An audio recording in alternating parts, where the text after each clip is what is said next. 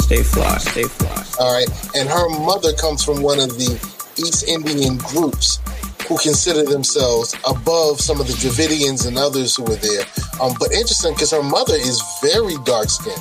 Beautiful sister. Her mom was not drop-dead gorgeous. And what happened was the Creek freedmen was suing the Creek Nation, suing the Muskogee Creek Nation for violation of Article 6 of our Constitution. You're listening to The Fly Guy Show. They do everything on the fly and in such a fly manner. Stay fly, stay fly, stay fly. The views expressed by the guests are only the views of the guests, unless we say we agree, unless explicitly stated. Hey, this is Ernie Thomas here on the Bold School Podcast. You're listening to Psycho Vonner's Fly Guy Podcast. Support, like, subscribe, and share. He's saying some good things. Share it. Don't keep it to yourself. Yes, sir. Welcome to another great episode of Get On Code, the Fly Guy Show. So, Fly Guy Show, Get On Code, is really focused on solving problems through conversations. Solving problems through conversation. So we have on with us today the beautiful Natty Purdy. She's one of the fly folk. Salute that. I'm on today. I'm one of the fly folk. Salute that. And tonight we're being led by one of our flyest brothers, Brother Frederick Jone. He's going to lead us through this conversation. This is part three of the Indian problem. And so Frederick Jone is going to lead us through that. We were just having a conversation before we got started. I asked Natalie, I said, hey, Natalie, do you have any Indian ancestry? My ancestors are Cherokee, Irish, and predominantly African. So I asked Natalie, and I was like, yo, you got any Indian in you? That's how we, grown up saying it. And what was your response, Ma? You're muted. Go ahead. Uh-oh. I was glad I was muted so you wouldn't hear me laughing over here. Uh-oh. My response was yes. I just don't know which tribe. Right. And you said you could see it where? In my great-grandfather. Right. And then we were admonished. We were admonished by Brother Frederick Jone, who brought up a great historical fact. We already know it, but I want to make sure that everybody else knows that. What was that historical fact that you wanted to point out about the term Indian when it relates to the indigenous people or some S-O-M-E, some first peoples here in the Northern Corridor, United States of America, Turtle Island, if you will. Go ahead, brother. Yeah, true indeed. So what we were discussing was the fact that the term Indian is a misnomer that was put on the indigenous inhabitants of the Americas by Columbus and many of the other European explorers, because when they first reached the approaches to what we know today as the Americas, they thought that they were in India. So they called the land India or the Indies, and they called the people Indians, when we know that India is on the other side of the planet. So at some point they figured out that it wasn't India, or maybe it was. They started calling it India of the West, or the West Indies. Right? So you get our people from the Caribbean who say that they're West Indian, and if you ask many of them why, they can't even tell you why they say that. But I only brought that up just to show you how the European Christian nations, I have to say that because when they started to explore the planet, and when they subjugated other groups that didn't look like them, they got permission from the Roman Catholic Church to do such. So it's the church that sanctioned the enslavement of all indigenous people, or what they call non-Christians / heathens, or Saracens, right? Saracens and Moors. And there's a papal bull that I'm going to lead the people to so that they can see it, so that they know I'm not just making up stories. But there's a papal bull named Dum Diversus. Okay. Quick moment. Let me just say this last thing. So there's a papal bull called Dum Diversus, and it's from 1494, if I'm not mistaken. And it's the church that gave the European Christian nations permission to subjugate the Moors, Saracens, and all non-Christians, people that they deemed as pagans or heathens. So I'm just saying that to show you how they collectively identify as Christians or Europeans. This is before the tags: white, black, Indian, mulatto. This is before all of that, and these are new brandings, I guess, or names that they use in their caste system. So I'll end it and say that. So we ain't Indians because this ain't India, and we ain't black people because the slavery era of time is over. So when you say that you're black, you are actually classifying yourself as the property of Europeans. And when you call him white, you give him the sovereign title. And my shirt is black. Ain't nobody's face on this platform this color. So we're gonna deal with it like that. Yeah. All right. For the uninitiated, when you use the term papable, I mean, right. Papable. Right. I want to make sure I said it right.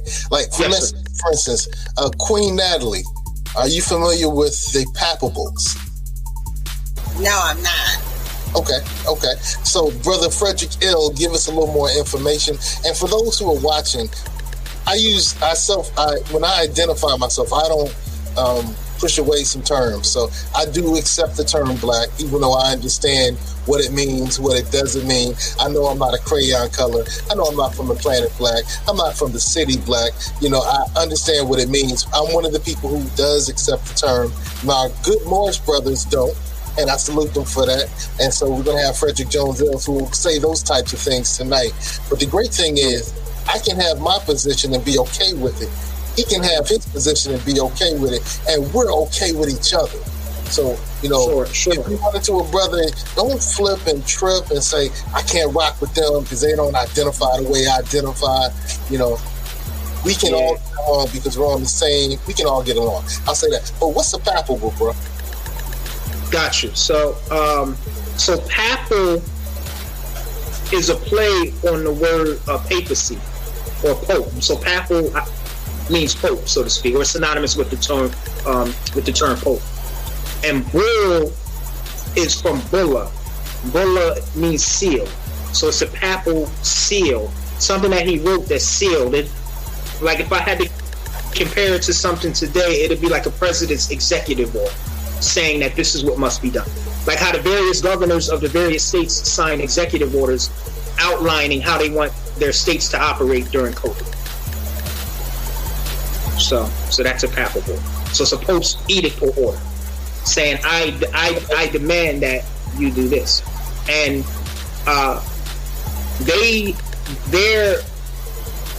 if they didn't sanction slavery, maybe it would have never happened the way that it happened. And because it's the church and they have so much power, people don't like to talk about that. But they have blood on their hands. I'll say that. It's in their history. Yeah. Right. Yeah. A papal bull is a public decree, letters, patent, or charter issued by a pope of the, as my father would say, Holy Roman Catholic Church. Mm-hmm. That's right. All right. Right. So here's the information. Here's a list of some of the papal bulls based on Wikipedia. You can find the information. The Pope asserts rights to colonize, convert, and enslave. This is a national. Okay, I'm not going to go into everything, but I'm just going to give you some information to support what the good brother is teaching. All right. Yeah, and then there's another papal bull called Romanus Pontifex. And I forget exactly what that does, but it came around the same time as Dum Diversus. And I think it also has to do with the subjugation of the Moors. Not the Moors as in the Moor Science Temple today, obviously, but of the Moors of antiquity, or the Moors of history. Because the Moors was at war with the church for many years. It was Islam versus Christianity during the Crusades, fighting over the Holy Land for many years. So I think that's another reason why the high brass in the church was involved too. They had to lead and say, all right, this is what we're going to do. They had to dictate, so to speak. So all of this ties in together You know what I mean? And this has a lot to do with why we were given new names, because we was defeated. So they started rebranding those who they held at the point of the sword. See what I'm saying? We was subjugated. So yeah, yep. Yeah. Ashe, thanks for that information, brother. And we're all learning, man. We're here learning from brother Frederick Jones Ill. So keep teaching, brother. Keep teaching. Indeed, good brother. Indeed. So yeah. Well, here's the one that Pope Alexander, I guess that's the 6th. And we make appoint and depute, which means deputize you and your said heirs, you and your family and your children and successors, lords of them with full and free power. That's why the term master came. And with full free power, authority, and jurisdiction of every kind. So our sisters became property. Our brothers were property. And so Natalie Purdy is one of the strongest voices for helping women with domestic, who are involved in domestic violence situations, where men treat their women like property, and women who are domestically violent treat the other person like property as well. So when you see this, what comes to your mind, Natalie? I'm like, oh, it goes way back. This is the history of how it all got started. And back then, I'm sure there was abuse because they felt like you were property, but it wasn't called abuse. That's the way it was. Yeah. Brother Joseph, please continue. Yeah. So these edicts, and papal bulls signed by the high brass in the church, it's just amazing because it shows you the hand that they have in this. And that's really not talked about. Like when they show movies of our enslavement, they show a lot of half-truths. And then they also show it, they want to paint a narrative that doesn't show you how high up it goes or how orchestrated it actually was. And then they want to, I think they want people to kind of have a certain outlook on it. You see what I'm saying? Instead of being made aware of the whole divine truth. And that's the only way that we're going to fix this, is we got to lay all of the cards on the table so that the people can really, really, really see what happened so that we can know how to fix it. Now, in no way am I in opposition to the Catholic Church. Let me say that. Like, I'm not at odds with any Catholic. Prophet Noble Drew Ali said that we are not to cause any confusion with any other organized group. I'm paraphrasing. And he also said that everyone could worship under their own vine and fig tree. So in no way am I pointing or am I at odds with anybody else. I'm just simply stating what was done, how it was done, etc. And then to the woman portion too, as far as what Natalie Purdy was talking about, how women seem to be subjugated or enslaved, when they get in these kind of unions. That's interesting because even in organized religion, the woman is suppressed. You see, like we'll deal with the term Allah, right? Which means God, right? In Arabic, all right. So we know Muslims, Christians, and Jews who speak Arabic refer to God as Allah. So it's not just Islam, but that's a whole nother conversation. But in pre-Islamic Arabia, there was a female deity whose name was Allat. Allat. And that's right. They used the planet Venus to represent her. And we know Venus represents the feminine energy. And that has a lot to do with why most of the flags in Islam is green. Well, brother, I always found it fun that, now we're saying you're doing a lot. You're doing too much. You're doing a lot. Oh, yeah. There you go. So I'm just saying that to say that the woman is she doesn't know how important she is in society, because we live in a patriarchal society now, male dominated, male ruled, instead of, I guess, holding our women up high, putting them on a pedestal. And like in the ancient world, things were, I guess, based on her role in the family structure, because she has the most important job in humanity. She's the vessel that we travel from, the origins to the physical.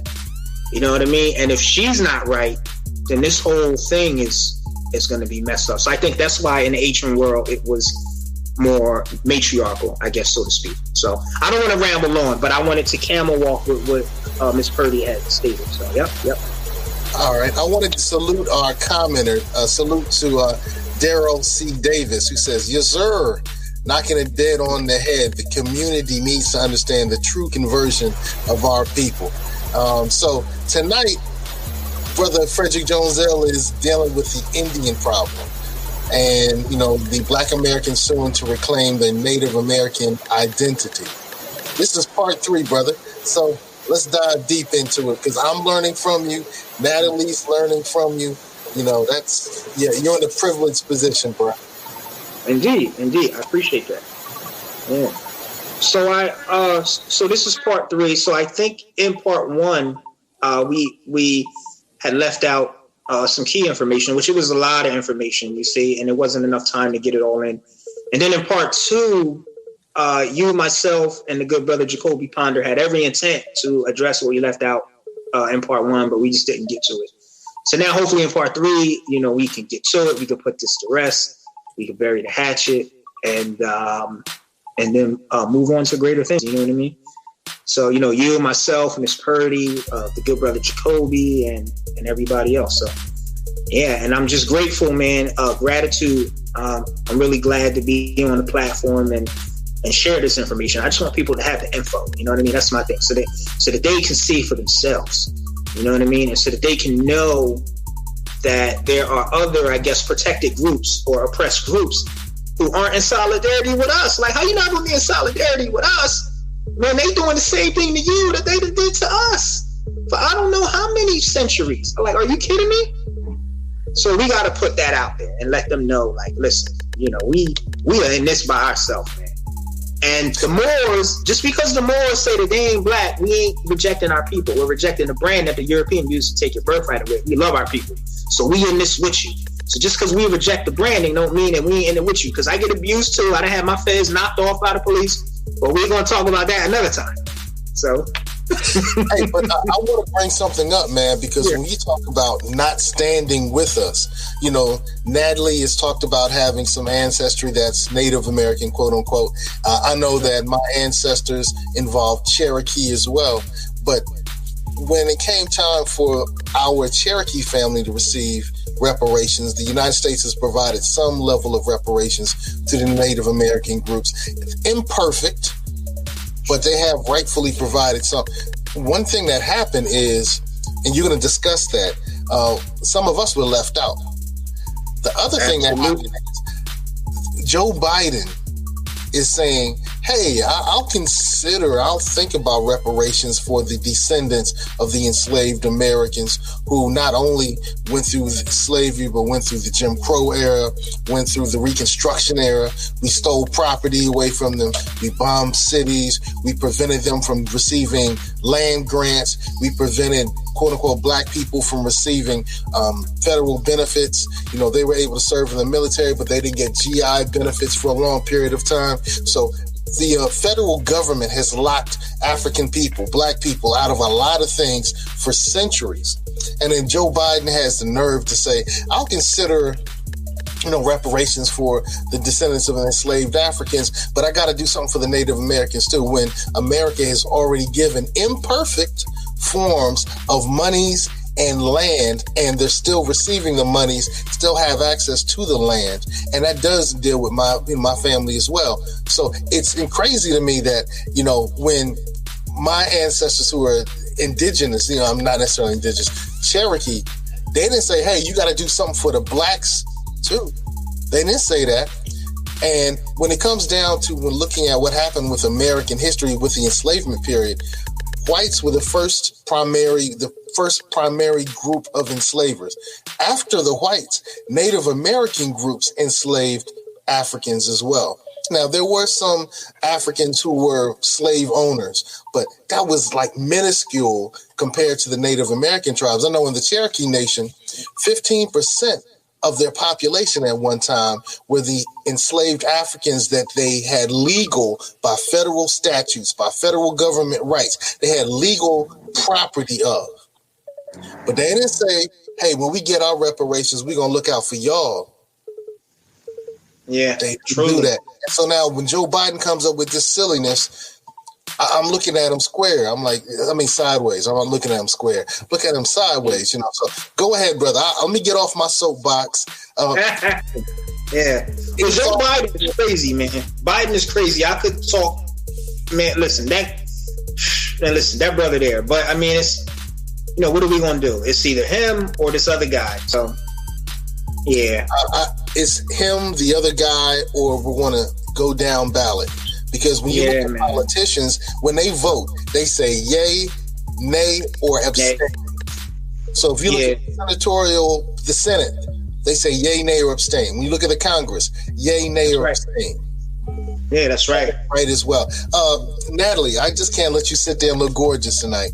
Natalie. I'm learning so much. I'm taking my notes. I'm like, okay.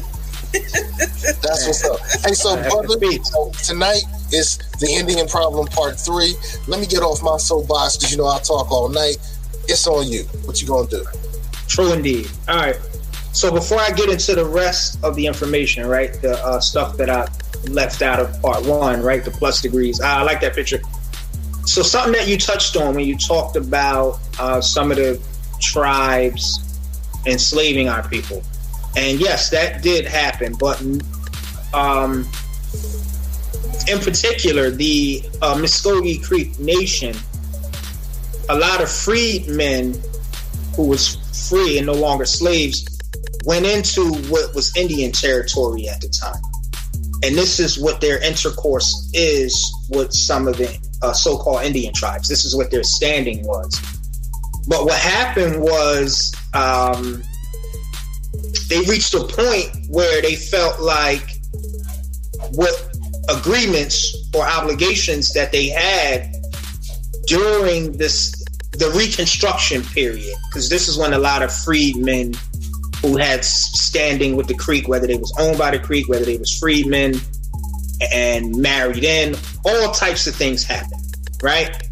So during the Reconstruction era, whatever those of our people that had some standing with the tribe got all of the I guess incentives and rewards that the tribe would get in their agreements with the government. But at some point, new tribal leadership that came along, they wanted to do something different. They wanted to say, all right, these people aren't Indian enough, or they ain't Indian, or they perpetrating a fraud. And we'll get into some of that stuff too, because there's a distinction between a Creek and a Creek freedman. You see what I'm saying? And this is some of the things that they're arguing. But all right, so to get to it, what I left out of Part 1, so we'll get into the first story, which was about the Muskogee Creek Nation. And this is a story out of Oklahoma from 2018. And what happened was the Creek freedmen was suing the Creek Nation, suing the Muskogee Creek Nation for violation of Article 6 of our Constitution, right? Which Article 6 says that the Constitution and all treaties are supreme law of the land. And they was also suing them for breaching the Treaty of 1866 between the Muskogee Creek Nation and the United States government, which says that the Creek freedmen have standing and the treaties are law. And when the new tribal, so when the Creek came with a new tribal constitution in 1979, what they did was the citizenship parameters was limited to the 1906 Dawes rolls. And they did that because those Dawes rolls was when they started to say who was Creek and who wasn't Creek by looking at you. So you already know who that's going to disenfranchise. It's going to disenfranchise us. You see what I'm saying? So these are some of the tricks that they were doing to kind of get our people out of the way, so to speak. All right. And also the Dawes rolls was the product of the Dawes Act of 1889. And basically what that did was that was an agreement between the U.S. government and some of the so-called Indian tribes. I'm saying so-called because we know Indian's a misnomer, but for sake of argument, we'll just say so-called Indian. They came with an agreement where if the tribes let the U.S. government expand westward, because we know that the United States at one point was just the eastern seaboard, and anything west of the Appalachian Mountains at one point was Indian territory. That wasn't the United States. And we know gradually they kept expanding westward. So anyway, the various tribes got into an agreement with the U.S. government, which is what the Dawes Act of 1889 is, saying you can expand on our land. And in return, they gave the federally recognized tribes allotted land, right? And put them on a reservation and put that land in a trust. And they gave them funding and did things for them. And this is what the whole BIA is, which is the Bureau of Indian Affairs. And that's a whole thing in itself, where they get federal welfare, they get cash assistance. You see what I'm saying? They get college tuition and all of that. So yeah. And then also with the Creek freedmen, there's a story from 1910. There's a 1910 article of this guy, Cal Tom, who, he was a wealthy Creek member, what they would call a Creek freedman today, meaning a so-called Black Creek. And he was one of our people that has some standing within the tribe. And many of the so-called Black members of the tribe, who are all parties in this class action lawsuit, he's their ancestor. You see what I'm saying? So the story of Cal Tom is important because it shows that these aren't just people who just woke up one day and said, I'm Indian. They can trace their ancestry back to a person that has some standing with the tribal government. So these are people who are Creek, no matter how they became Creek, whether it's through marriage, whether it was through slavery, whether they was freedmen who went into Indian territory like many did because they would be treated better and accepted. So they have standing. So I think that this 1910 article of Cal Tom is important. And I think I did send that and we could pull that.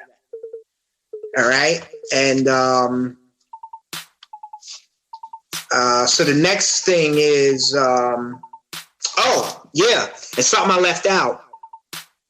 So the Dawes rolls of 1906, they had two separate rolls. They had rolls for Creek freedmen, and then they had rolls for those who they deemed as true, authentic Creeks. See that? So it was. So they even had it segregated within the whole so-called Indian demo. Same way how they had black water fountains for so-called blacks, water fountains for so-called whites. So-called blacks ride in the back of the bus, whites ride up here. So they even tried that when they was dealing with the various so-called Indian tribes. All right, and like I mentioned, the Dawes rolls was based on interviews and eyeballing, and that was from 1889 to 1906. So they was doing that. And again, the Creek freedmen of Oklahoma, they're standing on the 1866 treaty between the Creek Nation and the U.S. government. I have to go back to that. That's very important because the treaties and the Constitution is the supreme law of the land. Not to repeat myself, but this is what they're standing on in their suit in federal court. So they're not just some fly-by-night crackpot people saying they're Indians because they want to get some kind of incentive, because that's how the media is making them out to be. But when you dig and do the research, they're not. They have standing. These are people that was getting mail for years. They was recognized for years until all of a sudden the Creek said, all right, this is enough. They're not us, when they are. And so it's important that I bring that up. All right. These people are standing on the treaty and on the Constitution, and that's supreme. And whether the Creeks of today like it or not, they have to honor that. You can't go back on that. The Constitution would have to be amended for that to be done. But they are, and they have. But they are, and they have. Yeah. And this 1866 treaty, I'm glad you pulled that up. I forget the section that it talks about the Creek freedmen having some standing and being a part of the tribe. And the Constitution says it. So you know whether they like it or not, you have to honor it. And it might be article, it's either 2 or 4. So, yep. Yeah. And let me talk about the suit as well while you find that particular part. Their suit, the Creek freedmen suing the Muskogee Creek Nation in 2018, their suit was dismissed without prejudice. And see, the headline didn't say that. It just says dismissed. But see, suits can be dismissed 2 ways, with prejudice or without prejudice. Now, if it's dismissed with prejudice, you can't bring it back, because it means that either all of what you're trying to do has been exhausted, right? You know, you've been in court X amount of times, or your claim lacks merit. And if it's without prejudice, it means that there's either something wrong with the complaint, or the judge has said, try this first. I want you guys, the judge will write in their opinion or in their order, try this as an alternative first. And then if this keeps happening, you can do this. So maybe the court was saying that the Creek freedmen missed a step. I think what the Creek Nation is saying is that these Creek freedmen haven't reapplied for membership in the tribe after they was put out. So I think that's what the lawyers for the Creek Nation was saying. So the court said, all right, so we're going to dismiss it without prejudice, meaning that they can bring it back. But what we want them to do is to apply, do this.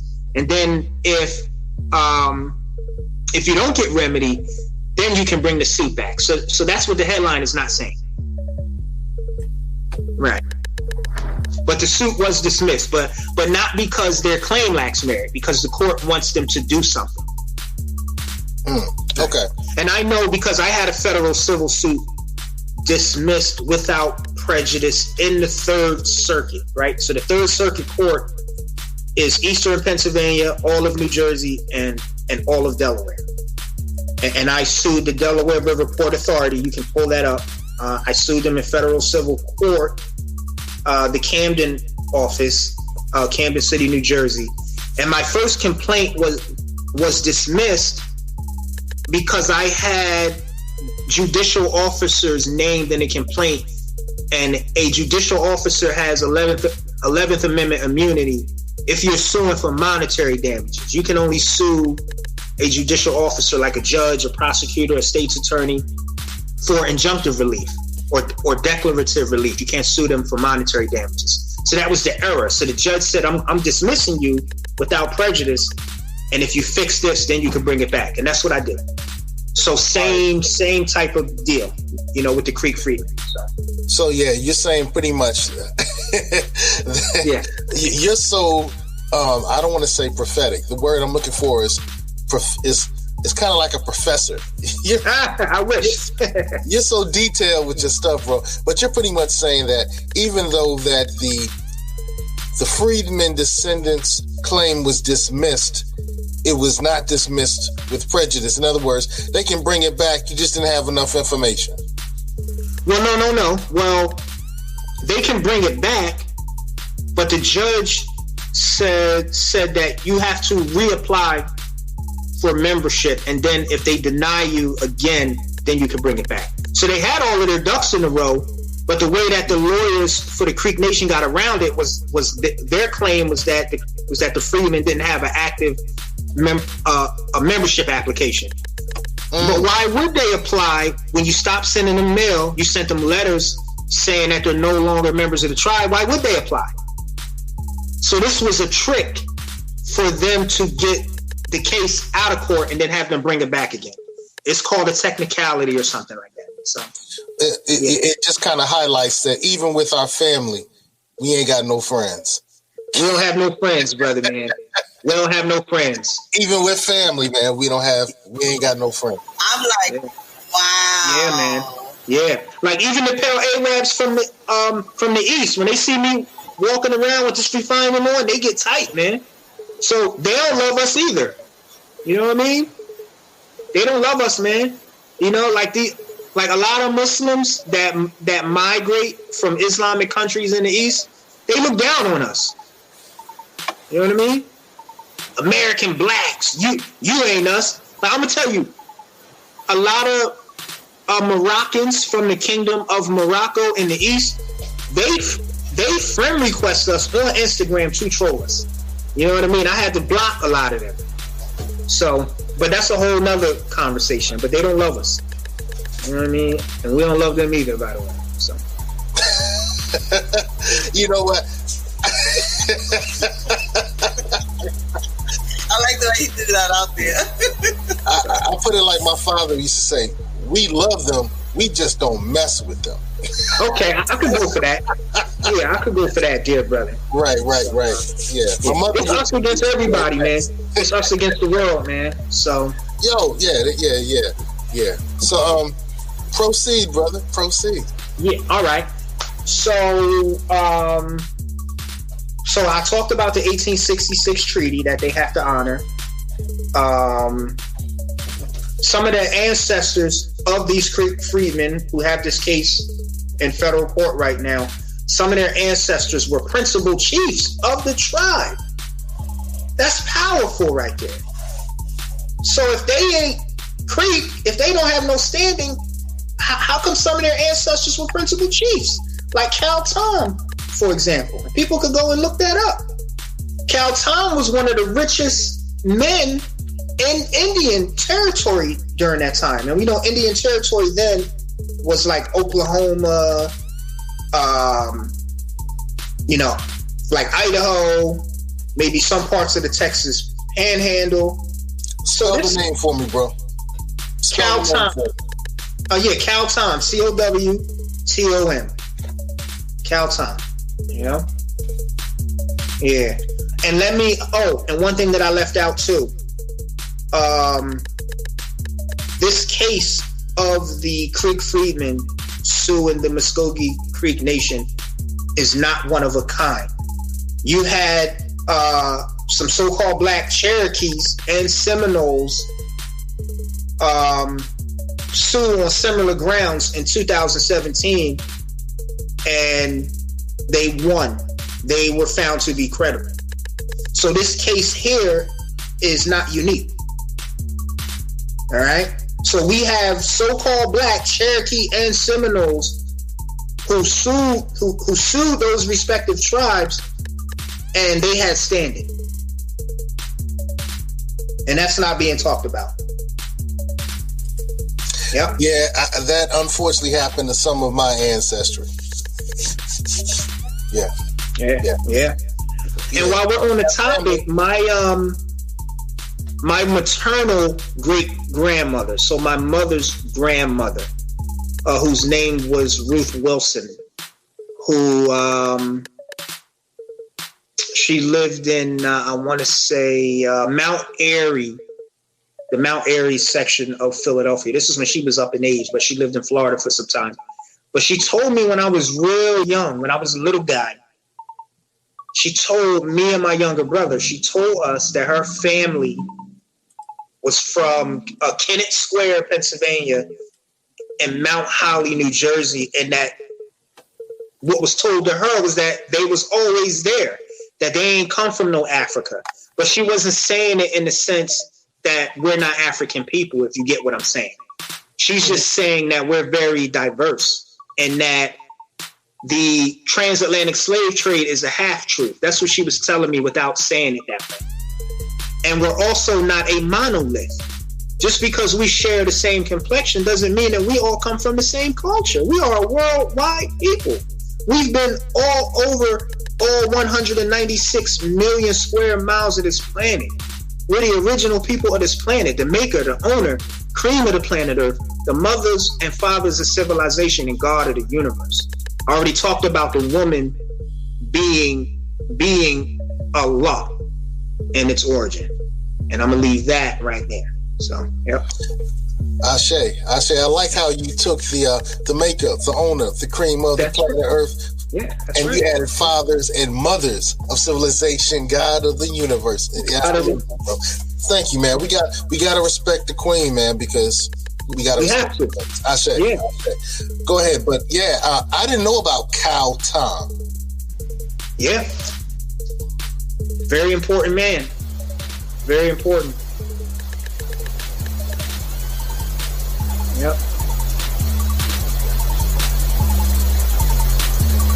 So, Now, so this is interesting. Cal Tom, like his counterparts, Harry Island and Sugar George, epitomize the energy, spirit, and intelligence of the African leaders of the Muskogee Nation. Born in, okay. I'm loving this. This kind of reminds me of Yanga, I can't think of Yanga's full name, but he was the African that led the revolutionary activity in what we call Mexico. You know, when people look at Mexicans, they really don't realize that a lot of Mexicans have African ancestry. The second president of Mexico was considered half African and half indigenous. And he's the second. He's the one that who ended the enslavement of Africans in Mexico. And he actually got help from the United States government while we still had enslavement happening here in the United States. That's powerful, brother. But tell me more about where should I go next, bro? Where should I go next? Yo, cool. So we're gonna go to So we'll go to the Pamunkey Nation story out of Virginia. This is the tribe that wants to build a casino in Richmond and Norfolk. So we'll go to that, which is what the three of us are right now. We're going to get on these people. We're going to get on them right now. They owe us, brother. They owe. And the price tag is just, I don't think they can afford it. But they owe dough. Like how we used to say back in the day, you owe dough. You know what I mean? So, yeah. So, and not to sound radical, because I know the Moors going to be saying, "Oh man, you was on there talking radical. The prophet ain't say that." They're going to be calling me. So, all right, bro. So look, on terms of the article, which article are we going to tap in with now? So for the viewer, Fred sent me a whole slew of links, and I'm trying to go through them as we chat. I'm trying to find real time. We're doing this in real life.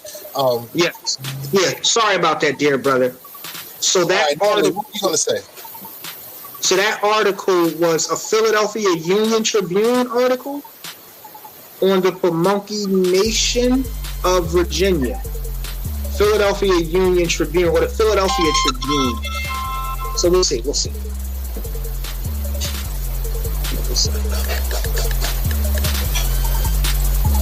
All right, it'll come. Keep talking, bro. It'll come. I'll find it. All right. You sent me a lot of links, bro. Yeah, man, it was a lot of information, and it actually took a lot out of me, but I had to do it, man. I was passionate about it, and I knew that you were the right person to send it to, man. I sent it to some of these other guys, man, some of these Moors, and they ain't gonna do nothing with it. But I knew that you was the right person to send it to. Well, it comes down to it. We are the right people to do something with it, man. We are. Yeah. Yeah. Okay. This is the one with the light skinned sister in it. Okay. I know. Yeah. There it is. Yeah. So the Pamunkey. Tell me what I'm looking at. All right. So the title of this article, which this is a recent article, I think from 2017, and the title of it is "Vestiges of Black Laws Arise as Tribe Seeks Casino in Virginia." Right. So this is the Pamunkey Nation of Virginia, and like I mentioned, they want to build a casino in Richmond and in Norfolk. And the tribe is applying for federal recognition. So they're not federally recognized at the moment, like the Muskogee Creek Nation that we were just talking about. But it doesn't mean that they're not a real tribe with standing. But they have to go through some things to be federally recognized. Because with federal recognition comes a lot of things. You know, you get your land put in the trust, you get finances, you could build a casino without having to pay the taxes, which Donald Trump doesn't like. And there's a whole video with him throwing a temper tantrum over the natives up in Massachusetts getting to build a casino without paying taxes. But that's for another time. All right. So this Pamunkey Nation tribe, again, they're applying for federal recognition, or they were during 2010. And what came up was so-called black statesmen they investigated the tribe, and they found that this particular tribe enacted black laws that mirrored the Racial Integrity Act of Virginia of 1924. And they did so to ward off, at least this is what the tribe is saying. They're saying that they did that to ward off so-called white neighbors who wanted them off their reservation in King William County, Virginia in the year 1861. So they're saying that these tribal anti-so-called black laws are draconian, if that's a good way to describe them, or I guess outdated. You know what I mean? They need to be updated. So what are these white supremacist policies and practices? And one of the things that I think we're starting to have a greater understanding is you don't have to be quote unquote white to be a white supremacist.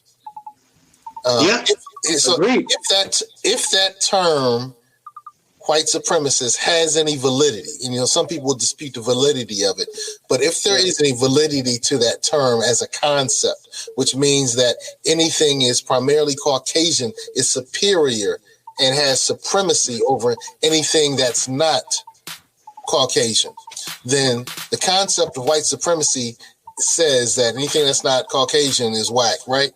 If you white, you all right. If you brown, we might let you hang around. If you yellow, you might be a little mellow. If you black, get back. So that white supremacy policies and practices, you don't have to be white to believe that whites are supreme.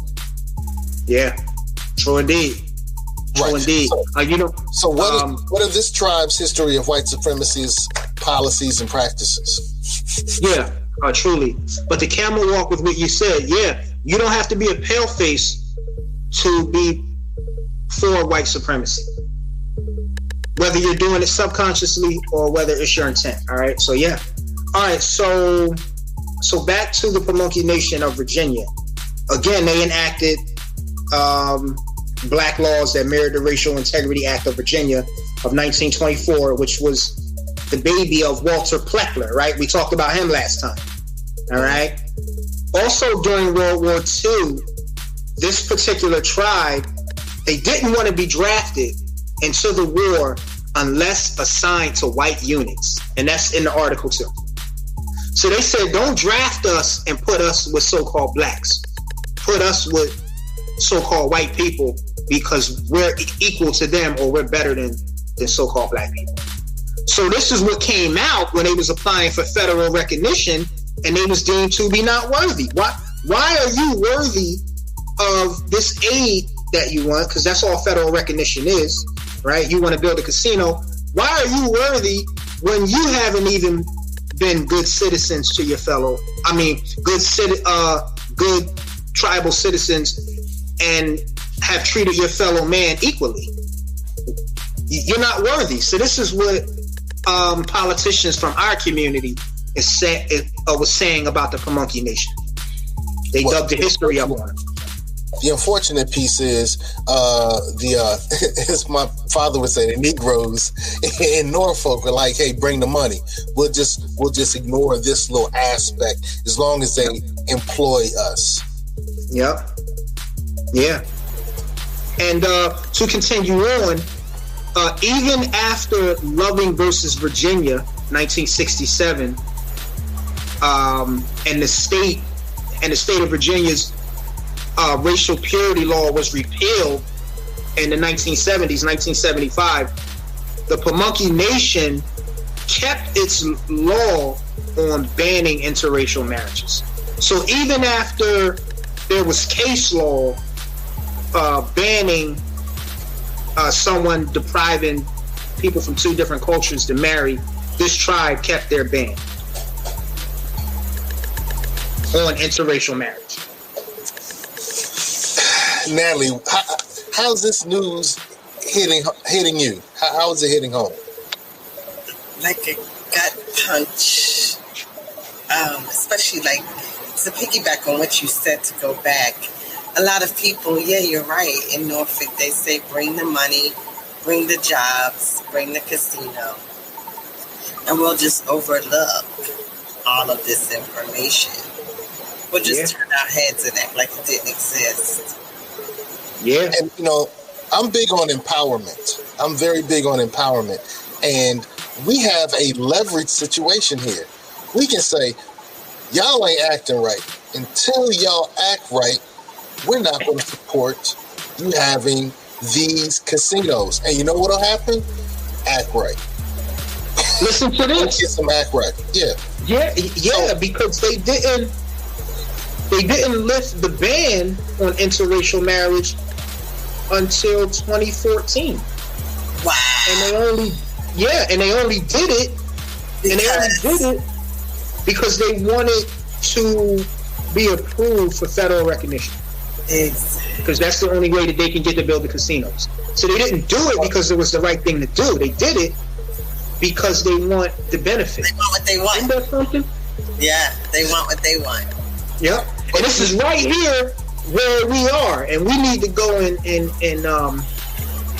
represent, not harm them physically. I'm not saying let's go and harm them for people watching. I'm not saying to go hurt anybody, but we need to go out and say, hey, listen, is this the kind of people that you are? You are treated, honored, and here you're not even good people to your fellow man. Unbelievable. So yeah. So let me say this too. In their law banning interracial marriage, they wrote that no tribal member should marry anyone but a white or an Indian, and that was in 2014. For white but not black. Yep. Oh yeah. Which is why you have many members of tribes that look like so-called white people. We call them $5 Indians, by the way, and that's because a lot of them got into these tribes because they would pay $5 to get their names on the dolls' rolls, and a lot of them married in too, but they would pay to get on the rolls. So this is where the term $5 Indian comes from. Well, one of the things that I want to highlight, and with this information that you're highlighting, and I tell you, salutes to you, Brother Frederick L., is this was Virginia law. Yeah. So, when we say, hey, we want reparations for the descendants of American slaves, we're not necessarily saying, hey, Jimmy, hey, Bobby, hey, Cindy, you need to pay up. We're saying federal government and state government, these were laws. Yeah. These were codified. And so you owe. I'm not talking about you, Cindy. And, interesting thing is, my wife kind of reminded me yesterday that Cindy's taxes pay for this, Bob's taxes pay for this, as well as Shaquita's taxes will be the people that pay. All right? But it's all good because the federal and state government owes us, because the federal and state government allowed this BS to happen. Yes, agreed, dear brother. And okay, I'm getting a little upset. let me fall back. I'm getting a little upset. I'm getting a little upset. Salute to Daryl. He's still with us. We love you, brother. Peace, Daryl. We're standing too. That's what's up. All right. Yeah. So to the woman whose picture was on the front page of the article, her name is Jasmine Anderson, and she's the one who initially brought some of these things to light about the Pamunkey Nation practicing segregation on so-called black people. So basically, she's Jasmine Anderson of Essex County, Virginia, and she exposed the tribe after her and her family were kicked out of the tribe. Well, rather, her ancestors was put out of the tribe between 1865 and 1881 for opening up a school for free slaves and for so-called Indian children near the reservation. So her family was always seen as what they would call a black sheep, and she's been turned down for recognition. And she's saying that it has to do with, of course, her complexion, right? She doesn't have the right complexion for the connection, but she's also saying that it has to do with what her family history is, right? If I'm reading the notes right. Yeah, it says that they were banished. Her and her family was banished from the tribe between 1865 and 1881. Yep. So, and it says, and it also said that as of 2015, she keeps getting rejected by the tribal council, and she keeps getting rejected by the tribal council. But they're saying that the citizenship parameters are different. They're saying if your name is not on the Dawes rolls or the proper rolls, you can, like, if you show a significant amount of evidence, right, compelling evidence, then you could be a member of the tribe. But they're saying that she's not on the 1900 or the 1910 census and Dawes rolls, her or her family.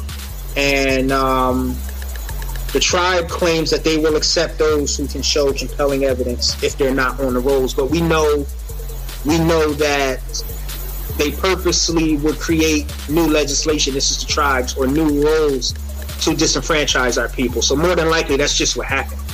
You know, they created a new rolls, and just said, all right, we're going to keep these people out, and then we'll put these people on the rolls. So, yeah. And it's crazy that she had to go to Wisconsin to get support.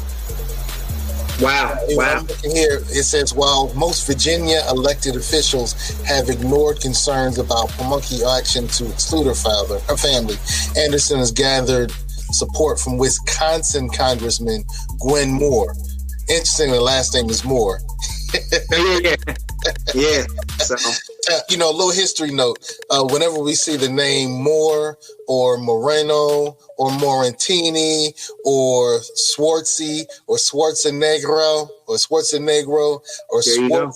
or Swartz, it meant the people have some level of African ancestry, and they use those terms at some point to distinguish. They were actually distinguished. They were celebrated. Sure. Now it's kind of So when you see the last name Moore, it also refers to that type of history as well. Yes. Although, go ahead. And so salute to the Moors. Oh yeah, truly, peace. So so these are some of the things that the Pamunkey Nation was doing. We got in modern times, and you're still keeping these racial integrity laws, so to speak, on the books, right? Mirroring the Racial Integrity Act of 1924 of Virginia, and you don't address that until 2014, and we already know why they were doing it. And and this is widespread. You know, like I mentioned, the Seminoles and the Cherokee who sued, so-called black members of the Seminoles and the Cherokee sued those two tribes on the same grounds that the Creek Freedmen are suing the Muskogee Creek Nation, and they won. So I'm just repeating that again to show you how widespread it is. This is not isolated with the Pamunkey Nation, with the Creek Freedmen. The Seminoles have done it, the Cherokee have done it, and who knows what other tribes are doing it. And they owe dough. They've been disenfranchising our people. They don't deserve these casinos, and they're only correcting these things or stepping up to the plate because it's about dollars and cents with them, and it ain't about doing the right thing. What a travesty. You know, what a travesty. So, and one thing about us, one thing about our people that I could say, we'll accept anybody, man. Anybody that come into the hood, we take them in. We accept any and everybody, but it ain't the other way around. You know what I mean? You know, it's interesting. The hood was not our exclusive place. True. There was a time in American history where the black community was the safest. Yeah, that's true, brother. Some of us now can't wrap our heads around the fact that wasn't the case before. You know, the ghettos were really designed for the Jewish, the Irish, and the Italian immigrants. And that's a fact. So we can look at those old Italian movies and the old gangster movies, and I love gangster movies. I like things that are gangster. I have to admit that. They were the first blacks. They were the first blacks, meaning that they had the black status before we had it. Well, let me correct myself. I'm not going to say that they had it. Let me correct what I'm saying. Well, what I'm going to say is that there was a time, I guess, turn of the century, when a lot of Italians were fleeing Italy because we know World War I with Hitler and Mussolini and all of that. So there was a time where the Italians were the newest on the scene.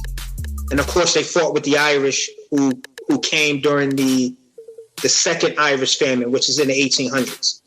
So the Irish was treated bad by those with Dutch and English ancestry who claimed to be first. Then the Irish came, and then they had the black status. And then when the Italians came after them, they had the black status. So I'm just saying that to say they know it's the status as well.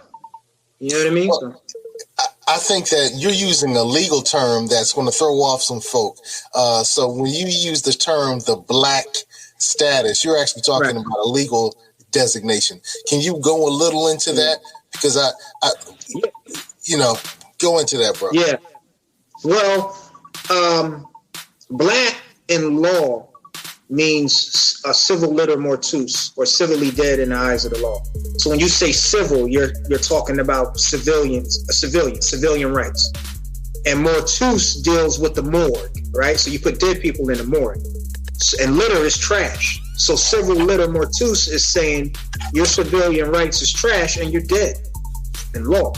So that's what the black status is, and that's why they put the tag on us. And not only that, when you study a lot of European history, anything that was black was bad to them. Like they called the bubonic plague the Black Death. If you study Viking history, their funeral ships will fly the black flag. So anything that was black was evil. So they put the tag on us, I guess, during the Middle Ages because we was in opposition to them. We was evil. We was of a different culture. So here's what happened. All right. You have W.E.B. Du Bois and others, right? Social engineers, if I could give them that tag, who tried to take something that wasn't defendable, right? Because the black status isn't defendable. It denotes someone who has lost his or her civil rights. It denotes property. And they tried to turn it into something uplifting. And I mean, you can do whatever you want. I'm not saying that you can't demonstrate how you want to demonstrate, but it wasn't meant to be defended. That's why it was put on you. And this is the whole psychology behind what Noble Drew Ali was coming to teach. And even those in secret societies, they know that.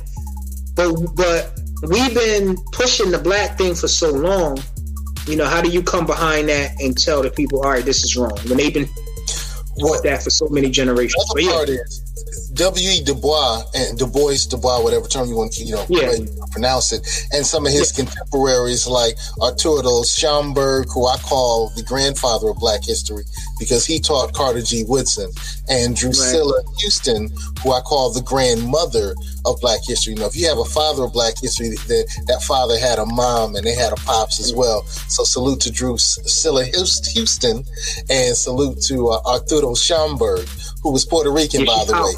Created the term Afro-Boricua, which later, when he got here to the United States, he shared, and then you started seeing people use the term Afro-American.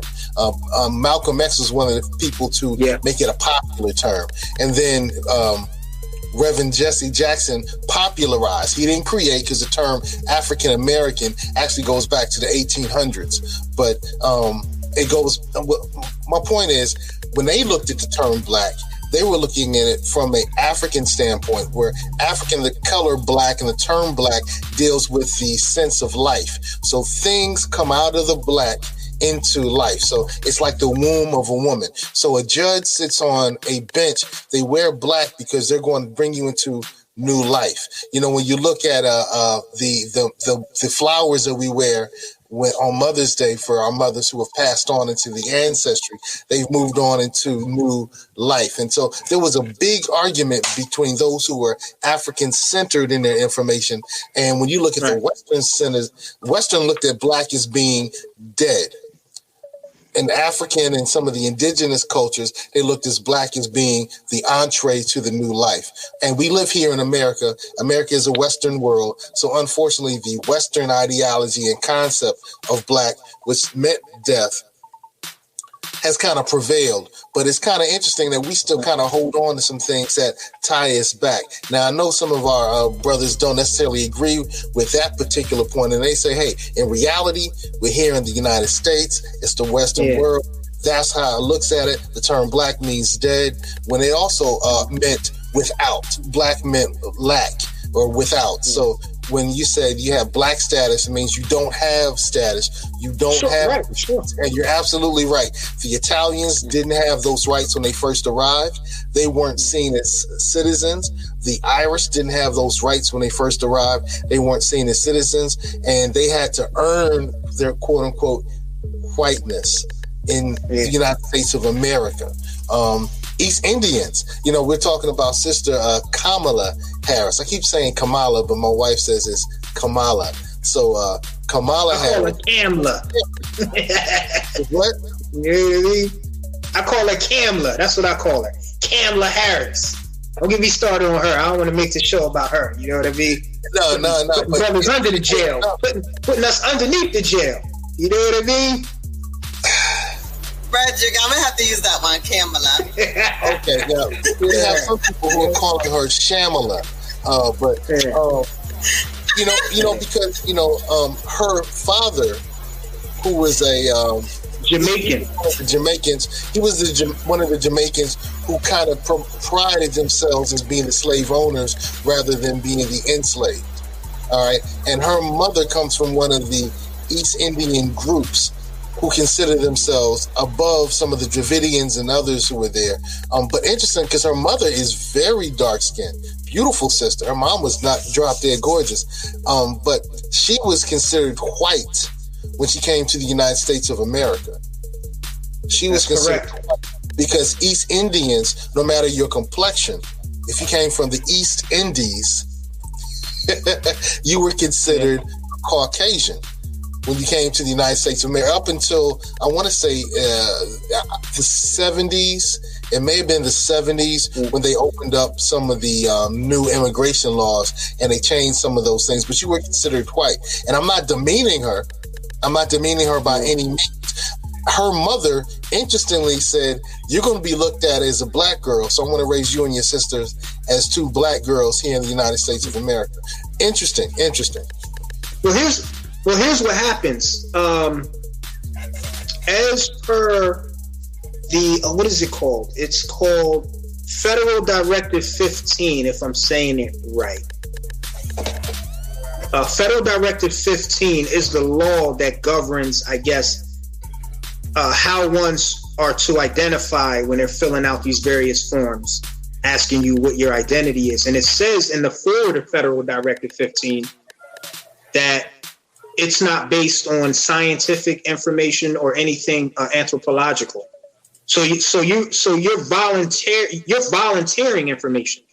So it's saying, essentially what it is saying is that, we're going to go off what you say. We're not demanding that you check a particular box, but they already know that we're trained. So they already know that you're going to pick what you're told to choose in your community and what's, I guess, practiced or demonstrated in popular culture. All right. So this is Federal Directive 15. But let me say this too.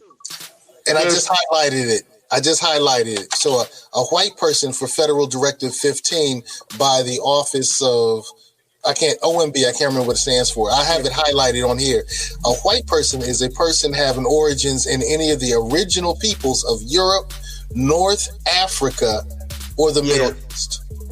But I wanted to touch on something. Go up to the top of Federal Directive 15. Go up to the very top. Okay, so it says,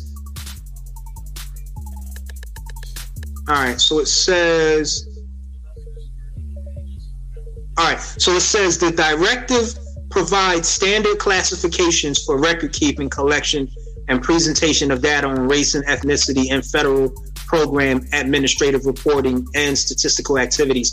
It says these classifications should not be interpreted as being scientific or anthropological in nature, nor should they be viewed as detriments of eligibility for participation in any federal program.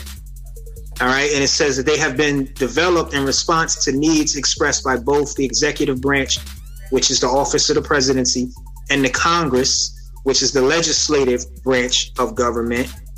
All right. And we know the legislative branch was established with Article 1 of our Constitution, for those that want to know. And the executive branch was established in Article 2, and the judicial branch was established with Article 3. So the judicial branch is the courts, the executive branch is the office of the president, and the legislative is, of course, Congress, which is the House of Representatives and your Senate. All right. But it says, go back up. All right. So it says they have been developed in response to needs expressed by both the executive branch and Congress to provide for the collection and use compatible, non-duplicated, exchangeable racial and ethnic data by federal agencies. So essentially what it is telling you is that it ain't scientific and it ain't based on ancestry. It's how you decide to answer. Mm-hmm. All right. And all right. So let me say this too. So when they say black, a person having origins in any of the black racial groups of Africa, it's already telling you in the forward that it ain't scientific or anthropological. So it's telling you that they're just saying what they want to say. And if you want to follow that, then so be it. It's on you. You see? And also on a lot of these forms, not all of them, but a lot of them will have a box for you to write in or other. All right? But something that I wanted to touch on that you touched on when we was talking about black. So something that I wanted to touch on. Our ancestors never called themselves black. That's a product of the colonial era of time. That's a product of the slavery era of time. And it's a product of popular culture here in the States that the world is able to see via the internet and whatever other means, and then they mirror or mimic that. But our ancestors never called themselves black. It's an English word. But let me say this. Black isn't a name that belongs to the human family or to the families of nations. And our ancestors never called themselves that. And even when our kin from the continent migrate here, they go by tribal names. They fly their country's flag, but only when they're dealing with us and when they want to appease us, they'll use the lingo. Or when they want to mirror our culture in England, in New Zealand, in Australia, they say that. But it's not an identity anywhere. It's never been.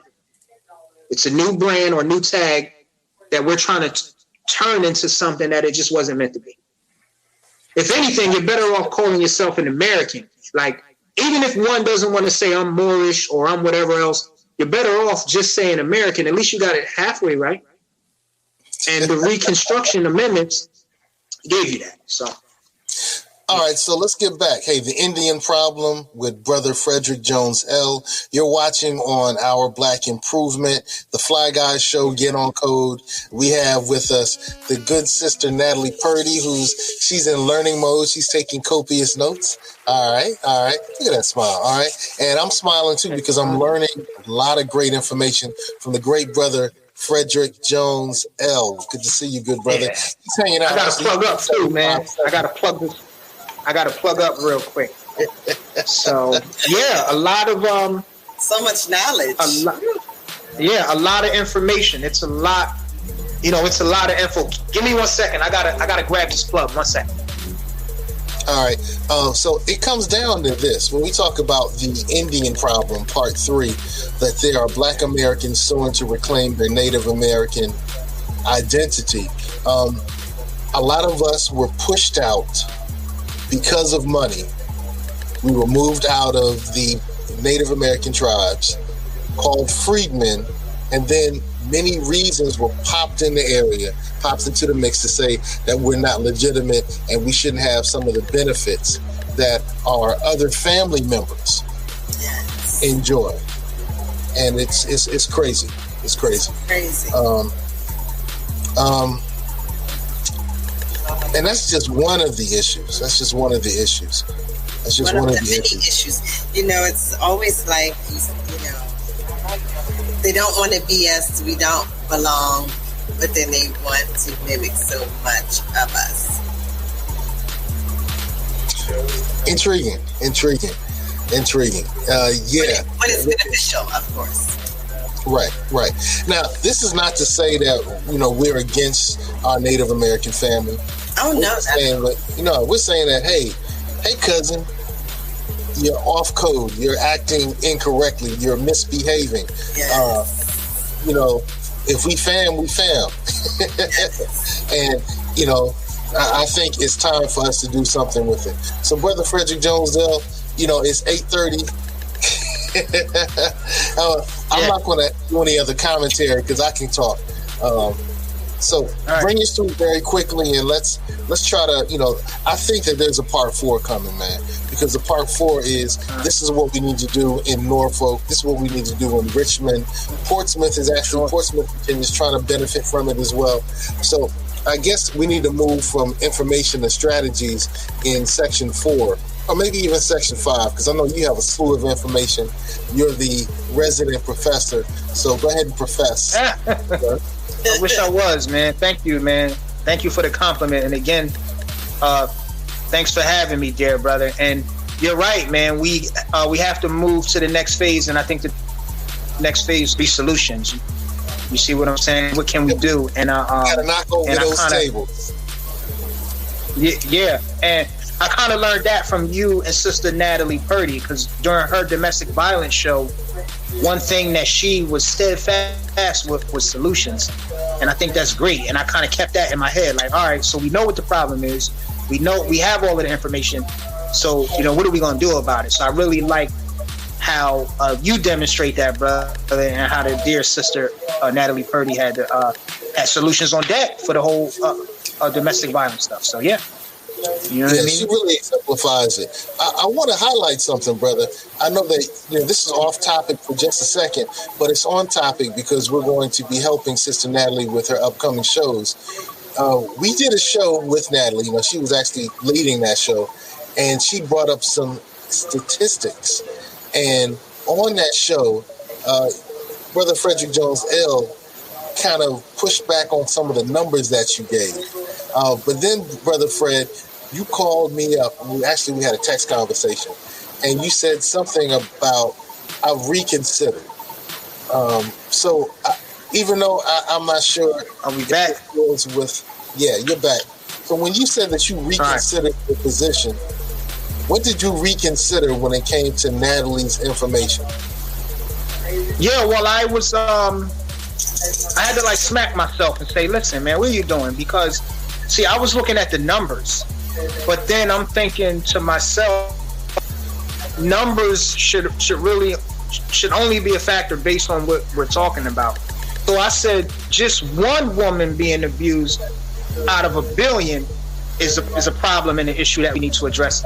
So I was like, I need to reach out to you and Natalie Purdy and see how I can assist, because it ain't about numbers when it comes to that. One is too many.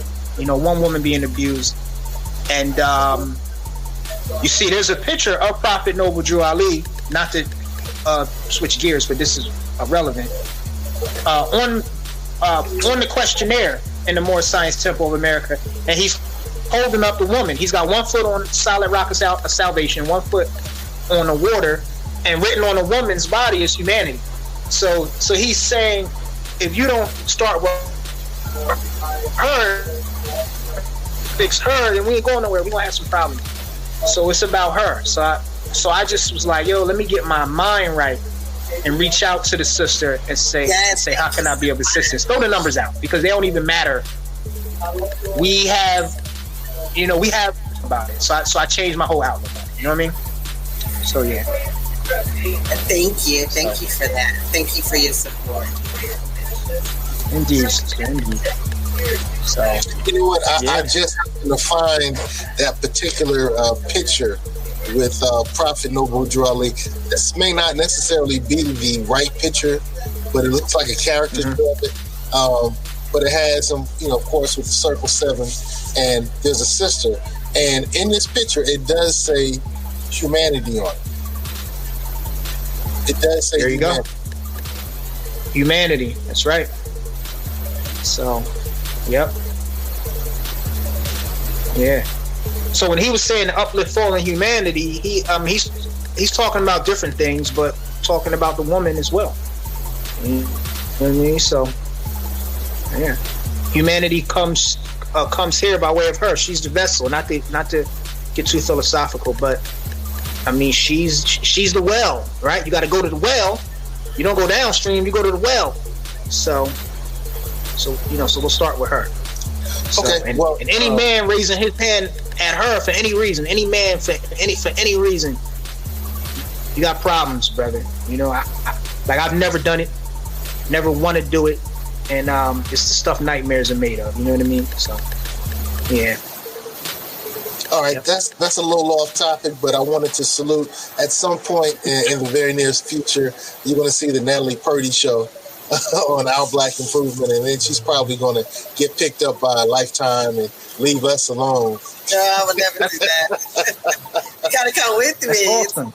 It's a family. It's not just one. Not just me. Ashe. Yeah. So, brother, take us very quickly out of here, man. Give us the stuff we need to know. I lost all the links. You may have noticed I dropped off. I hit the wrong button. Yeah. It's all right. It's all right, brother. I do it sometimes. So, so there's the Philadelphia Tribune or Union Tribune article. We touched on that, which talks about the Pamunkey Nation of Virginia. Then there was the article about the Creek Freedmen out of Oklahoma. Then I think another article was the Racial Integrity Act of Virginia of 1924. I want the people to go back to that. Authored by Walter Pleckler. So I want people to go to him, look him up, look into who he was.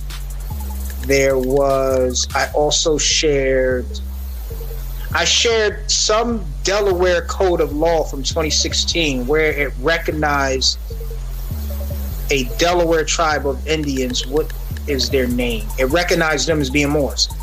What are they called? The name escapes me, but I shared a Delaware law, all right, recognizing them as being who they are. And then there was a work by an author that I shared in one of the links, and it was called The Moors of Delaware. And I think we was reading through some of that in part 2, maybe. So, yeah. Okay. So, I'm pulling that information up now. Delaware, well, let's see. Yeah.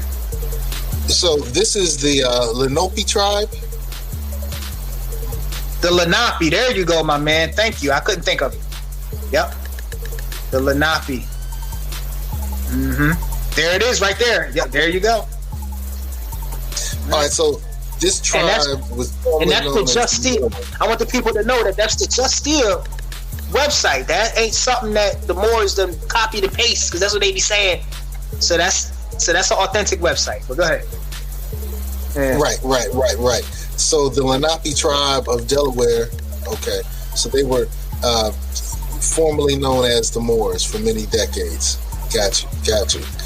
You know, that's kind of interesting, because I remember when I was studying, I said I wasn't going to talk again. But it's all right. When I was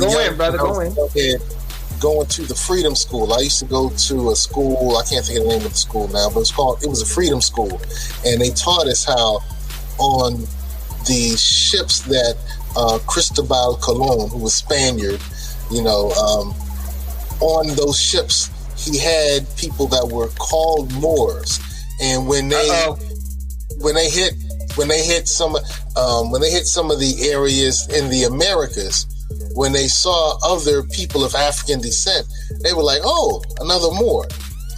But they were called Moors by the Europeans. They were on those European boats with Christopher Columbus, and it's interesting. You know, on a side note with Christopher Columbus, we had a lot of our Italian brothers and sisters saying that Christopher Columbus was a example of the Italian American presence and contributions to American society. Very good, brother. Very good. You know what? I'm glad you brought that up, because that's exactly where I was going to go. Christopher Columbus was Italian. He was actually from Genoa. He was a Genoan. And he wasn't Italian. He was, listen to this. He was Italian. It's documented, but he only sailed for Spain because Spain was allowing him to do the things that he wanted to do. All right. Spain allowed him to meet his dreams and aspirations, but he was Italian, and his hero was Marco Polo. That's a fact. We could pull it up right now. Christopher Columbus. Let me say this. Let me just say this. Before I pull it up, I'll say this. Before I pull it up, let me say this. He was born in Genoa 400 years before it was annexed by Italy. He was born in Genoa before the Italian language developed. All right, so he didn't speak Italian. He spoke Spanish, and he spoke two other languages that were European-based, and two of them later on amalgamated into what became the Italian languages. So he was born in an area before it was called Italy. 300 years before it was called Italy. So he wasn't Italian. He never reached the shores of it wasn't Italy when he was there. So we'll look it up. So that's like saying that I'm a New Yorker, but I was born in the area that became New York 300 years before it was New York. So let me say this to you. When the historians are speaking about Columbus, they identify him as what the place became. So regardless of when Italy was actually called Italy, when they're writing the history on him, that's how he's identified. But back to what I was saying, Columbus would sell for anybody that would allow him to practice his craft. He sold for the Portuguese. He was in the early Portuguese slave trade. He sold for Spain. He sold for the Roman Catholic Church, because again, that's who paid for all of the voyages. And they got the finance from subjugating Moors and Jews of Iberia and confiscating and taking all of their property. But I don't want to get all off into that. But Columbus himself, his hero was Marco Polo, all right, who traveled via land caravan to God knows everywhere. And you are right. He had Moors as navigators. I believe their names to be the Piznan brothers. And ones could go and look this up. And the reason that he had Moors with him is because that's who knew the trade routes. That's who knew the way. And let me say this too, because this is key. This is key, and this is even in Columbus's diary. When they reached the Straits of Gibraltar, traveling from the Mediterranean into the Atlantic and eventually to the New World, Columbus wanted to turn back. And it's his Moorish navigators that pushed him on. Now, this is Columbus himself saying that. So, yeah. Yeah. So. A lot of information. And also,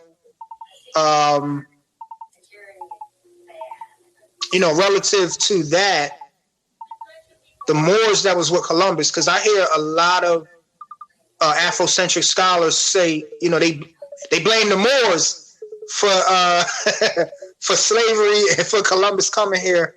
But ones need to understand the Moors had fell at that point. They were subjugated.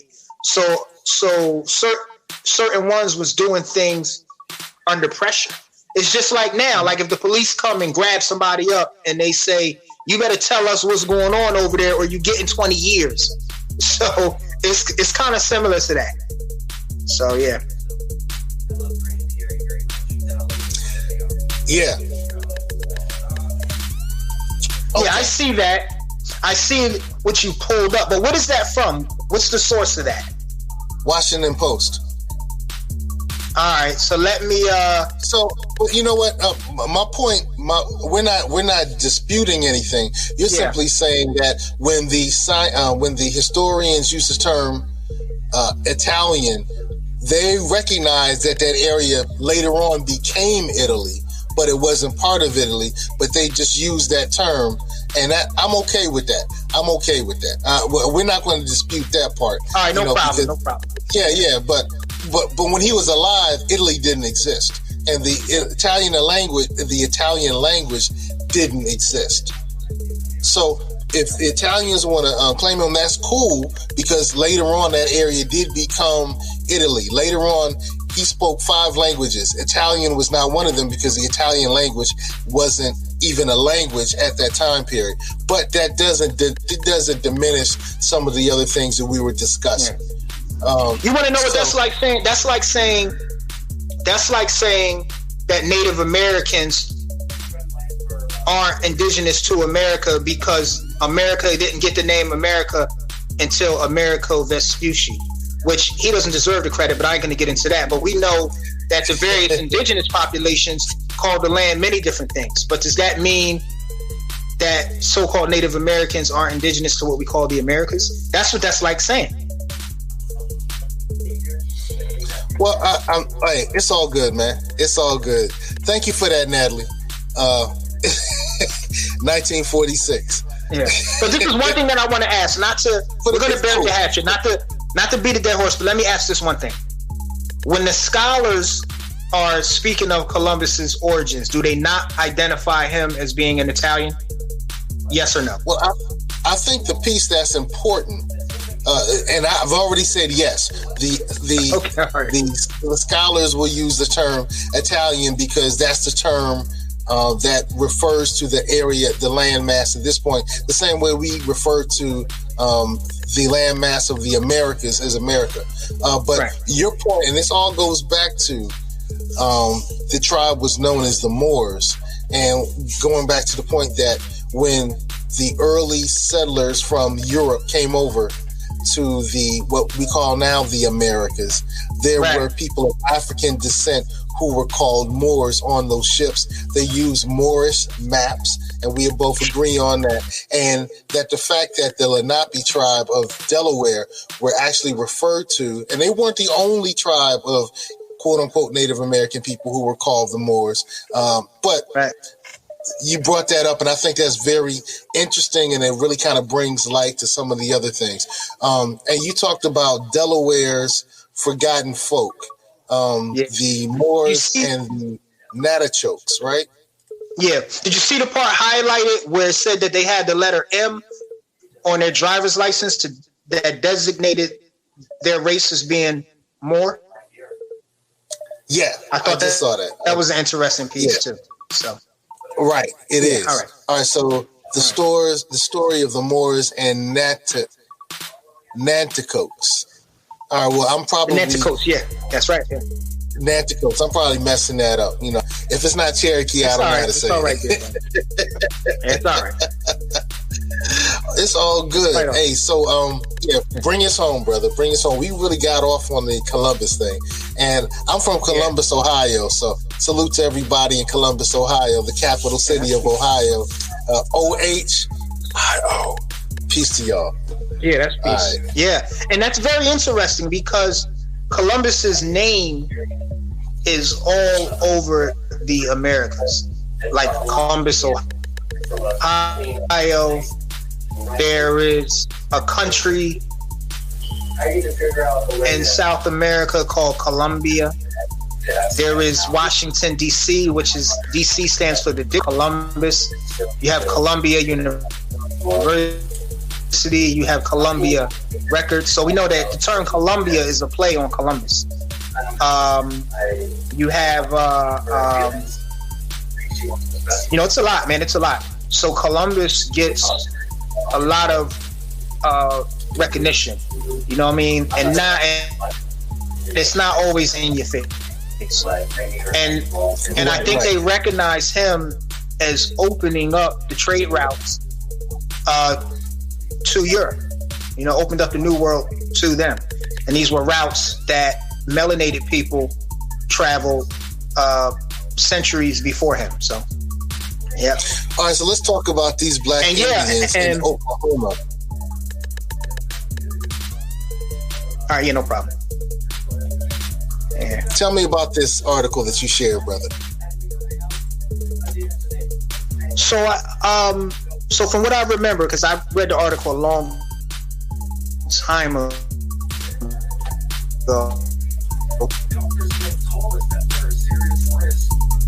but basically, the article is talking about Oklahoma territory, and it also touches on those of what we know today as Black Wall Street. It's thinking that they're going to be outdone and overran by our people, and the article is people aren't deserving or they aren't worthy of all the wealth that they have. They had land, cattle. Like Cal Tom, like who we mentioned earlier, he owned a lot of cattle. And if you was a cattleman then, you was wealthy. So yeah, so that's what the article's talking about. And I think the headline says what? It says wealthy Negroes are denied the right of franchise by act of the new state, largest Negro population in the Creek Nation. So there they were trying to disenfranchise the wealthy freedmen. And I have to say freedmen because a lot of them went by that term, freedmen, because they was free people. So, and I think that's interesting. So, yeah. All right. Hey, any last words? Any last words on this, good brother?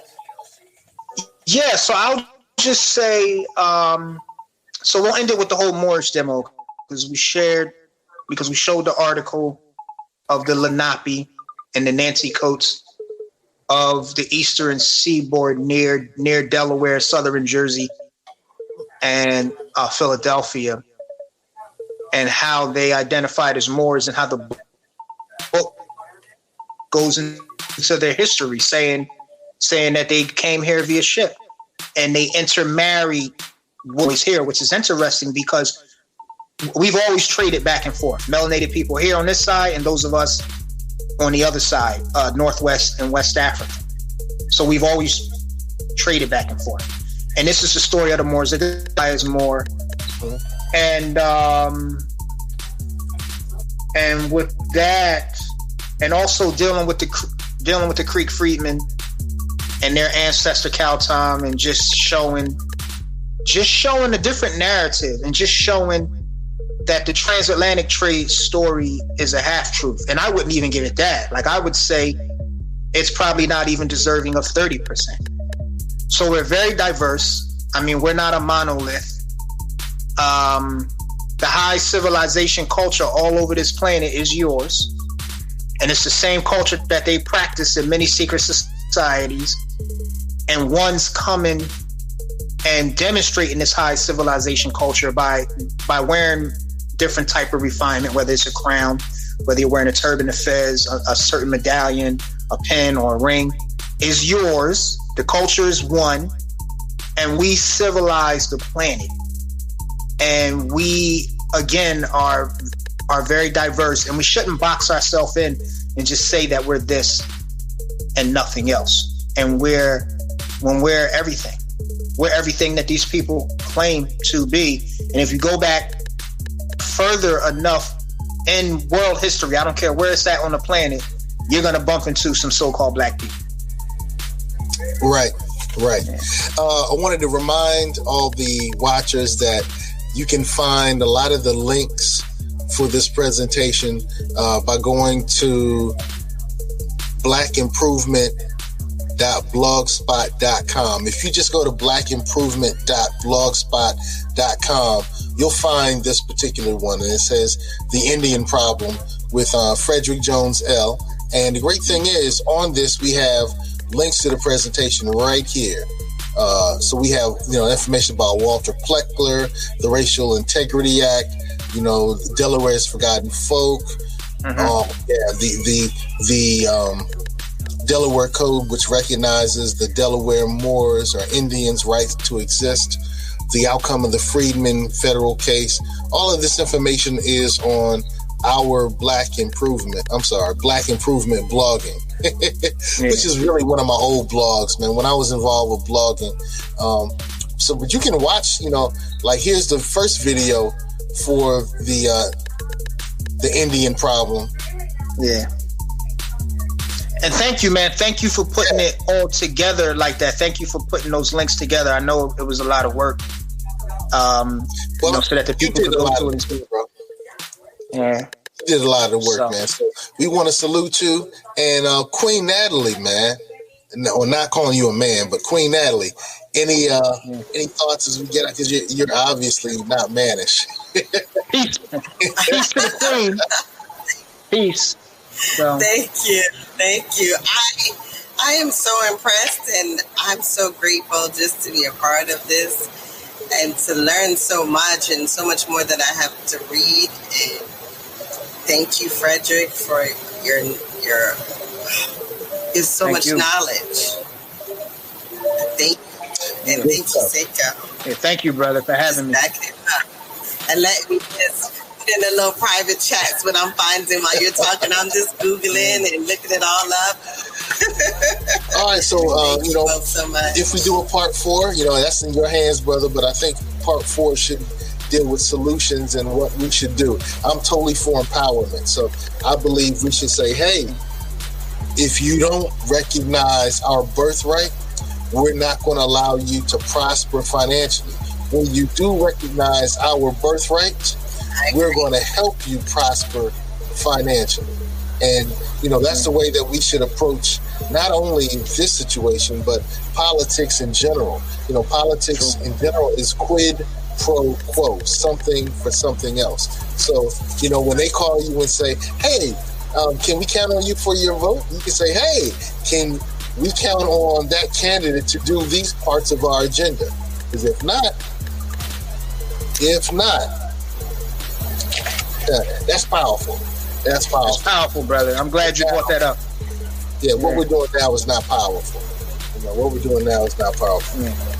I'm glad you brought that up, man. Agenda-based voting is key, man. And I would definitely get down with a group of our people that's moving like that, man. Because if you don't have demands, are they really taking us serious? So, yeah, I'm glad you brought that up. Exactly, which is the reason I keep putting this image up of Yeshua knocking over the tables. What's of the money changers. That's right. Knocking over the money changers. Right. Similar to what happened with our founding fathers who dressed up as Native Americans and through the Boston Tea Party. The Boston Tea Party, because they were doing one of these. Yep. They were doing one of these, and they were saying, "Hey, we're going to wreck shop." They killed people, they destroyed property, and they said, "We're not taking this."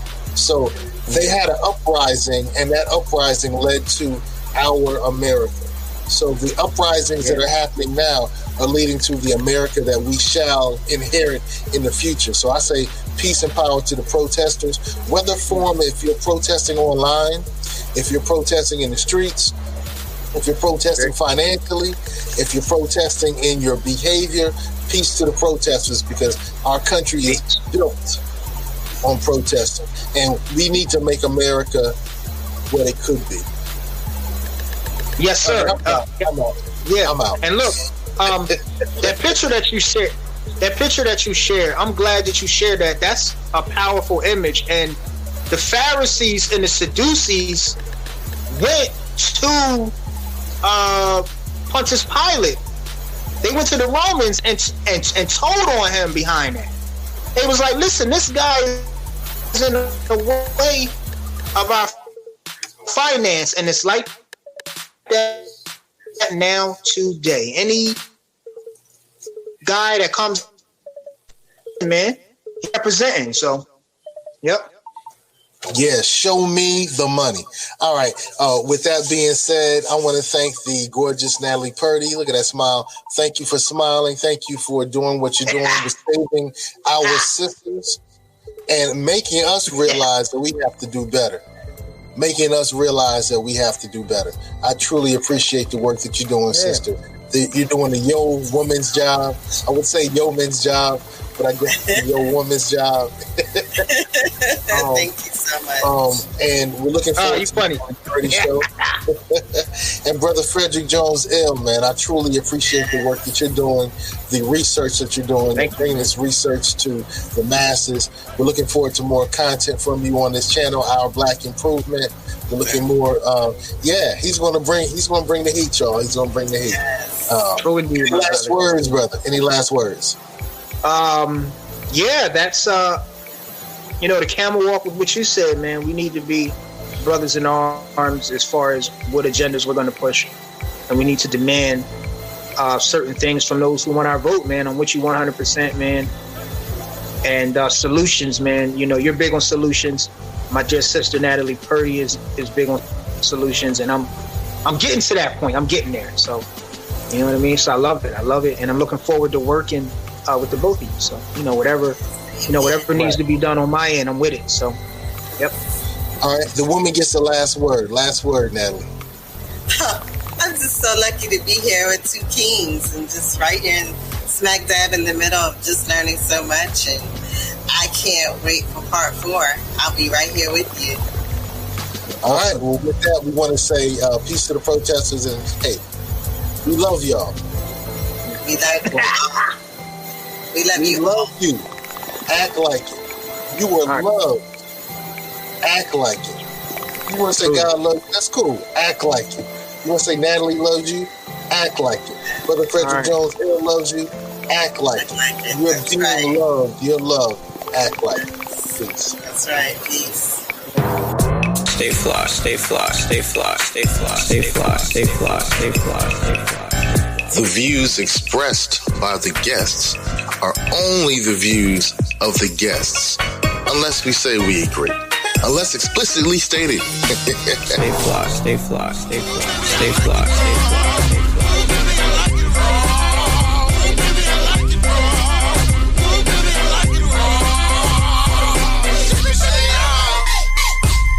Stay conscious. Stay fly.